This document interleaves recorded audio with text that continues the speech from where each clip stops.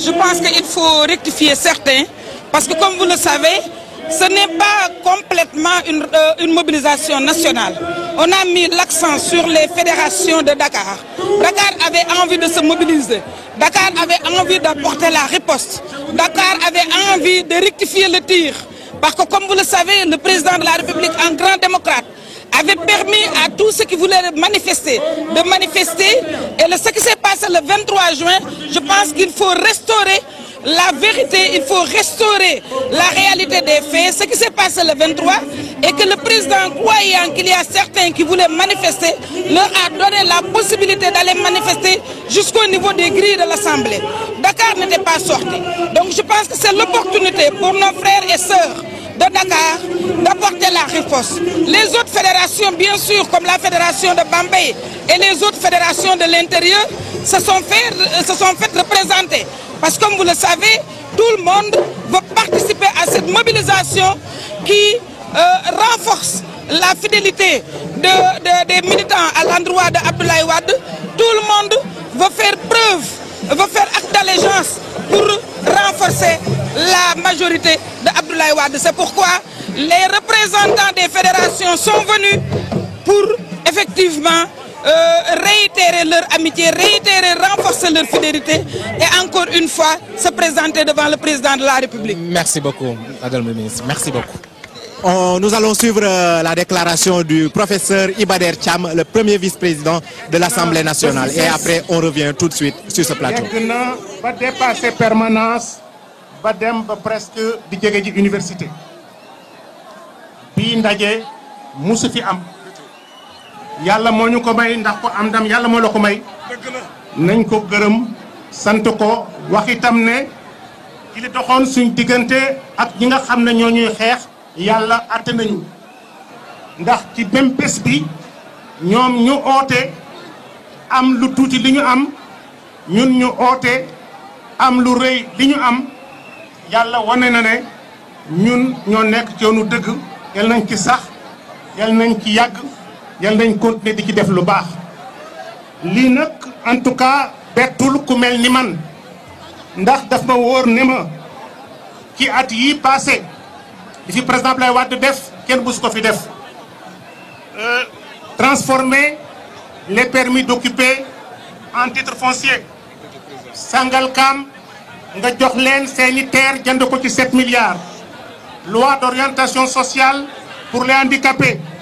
Loi sylvopastorale pour les éleveurs et les agriculteurs. Tenir la réunion de tous les élus. Tenir une réunion avec les chefs de village. Jox leen cër bi mu leen jox. Accorder jigéen ñi la parité pour les femmes. Accorder marchands ambulants yi lu mat 1 milliard ci xaalis pour ñu mën a installer. Créer bërki démb rek 100 000 nouveaux emplois avec le système bac plus bac moins. Jox paysans yi goana.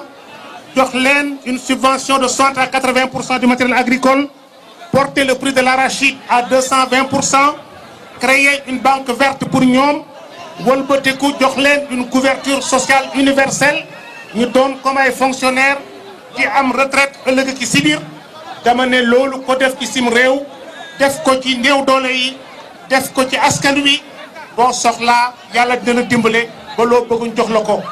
moo tax ñun ñi bokk ci CAP 21 les 60 formations politiques yi ci bokk ak waa AST ñu ngi wax président Abdoulaye Wade ne ko na sa xel dal sa candidature elle est valable elle est recevable te bu neexee yàlla kenn amul capacité génne pexe pour empêcher ñu reconnaître ko. bu neexee yàlla itam en 2012 incha allahu taala yàlla dina la fal ci façon bëgg na rafet et dès le premier tour ci jàmm ak salaam yoo xam ne Sénégal dara du yëngatu. parce que fii ku bëgg def lu bon yow la yàlla di wëlbateeku dégg nga alak la wante du bàyyi Sénégal ñu yàq ko maa ngi leen di gërëm di leen sant wa salaam. Babacar dañoo wax ni mbooloo mi 2 millions la mbooloo mi 3 millions la mbooloo mi 3 millions la mbooloo mi 3 millions la Abdoulaye Wade dafa xuus jaarul ci pot président da ngaa xuus Babacar. Merci Mbaye Pekh. C'est vrai que nous, nos estimations étaient autour de 2 millions. Tout à l'heure, vous venez de nous annoncer 3 millions. Mais je pense que L'observateur neutre qui se trouve être RFI vient d'annoncer que nous avons mobilisé 2 500 000 personnes. C'est pas nous qui le disons. C'est l'observateur neutre qui l'annonce. Comme la Diapolène, l'Indor Khar Yaksina, moi 2 millions de Sénégalais ñëw. Sargal président RFI nee na ëpp nañu loolu. Man nañu 2 millions ak genn wàllu. Kon maa ngi jox kàddu gi ki nga xam ne nag bu ma saluer l'association des marieurs, les marchands ambulants qui ont décidé d'accompagner le président. Damay jox parole le président de l'Assemblée nationale Mamadou Seck.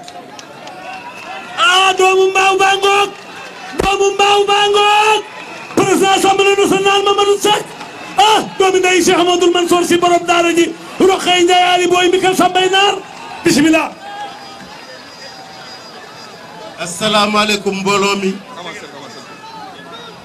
maa ngi leen di nuyu wax ji jarul guddal parce que defe naa ki ñuy xaar mu wax mooy président Abdoulaye Wade donc ñun mën nañu gàttal wante nag defe naa waa RFI war nañu xoolaat seen chiffre man defe naa ne affaire bi ëpp na 2 millions 500 defe naa ne affaire bi ëpp na 2 millions 500 ma ne le peuple du Sopi est là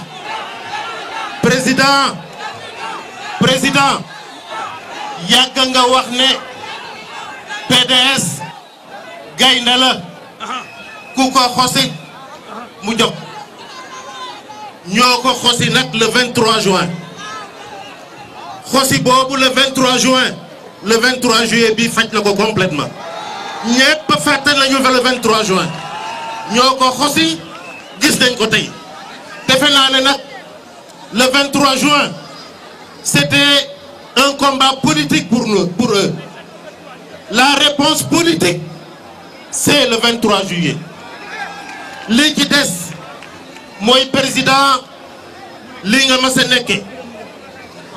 a nekke liggéeyal Sénégal dañu bëgg a installer fi coow réponse politique au 23 juin jeex na tey président continuer sa liggéey li ngay defal Sénégalais depuis des années kenn du ko fi lim loolu la ñu bëgg nga continuer di ko def loolu la ñu bëgg a xajamal te mënuñu ko am coow li jeex na constitutionnalité le droit constitutionnel yàgg nga ko wax c'est le domaine privilégié de l'interprétation ku ko neex interpréter fii ba ëllëg looloo tax constitutionnaliste yi bëgg jàmm sax dañ ne bu ñu demee parce que ku ci nekk say argument am nga foo ko teg ba foo mënti dem am na foo ko teg constitutionnaliste yi am jàmm ci àdduna yëpp bu amee débat constitutionnel ba mu nar a indi jàmm surtout en matière électorale leneen la ñuy wax